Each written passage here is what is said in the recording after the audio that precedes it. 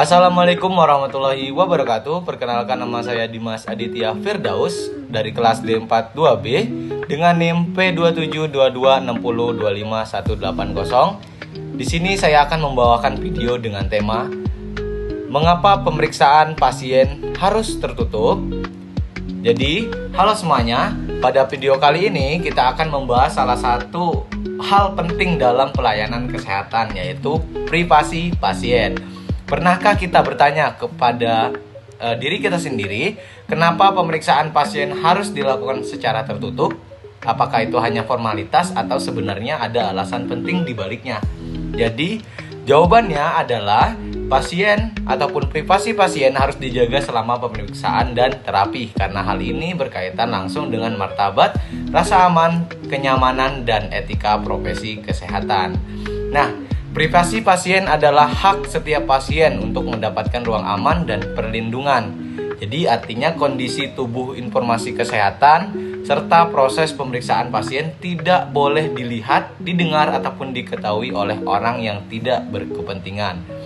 Nah, kenapa pemeriksaan harus tertutup? Ada beberapa alasannya nih, mengapa pemeriksaan harus dilakukan secara tertutup.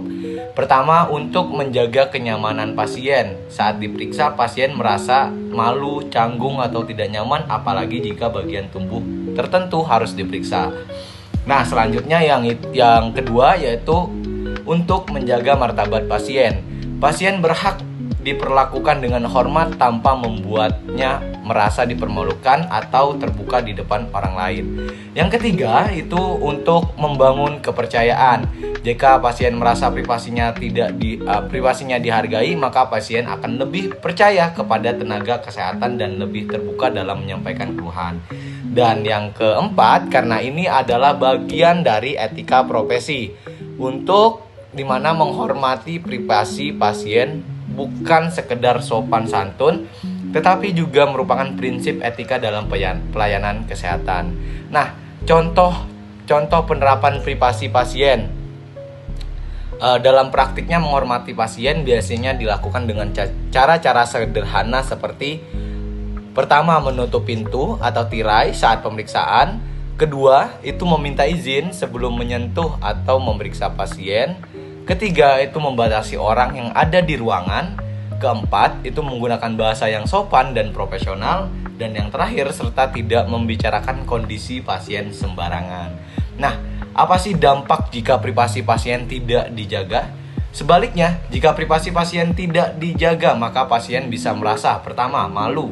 Kedua, tidak dihargai. Ketiga, takut untuk diperiksa. Dan yang terakhir, bahkan kehilangan rasa kepercayaan terhadap tenaga kesehatan. Akibatnya, pasien mungkin menjadi tidak nyaman untuk melanjutkan pemeriksaan ataupun terapi. Jadi, dapat disimpulkan bahwa pemeriksaan pasien harus dilakukan secara tertutup karena privasi pasien wajib dijaga selama pemeriksaan dan terapi. Nah, menghormati privasi pasien berarti kita juga menghormati martabatnya sebagai manusia.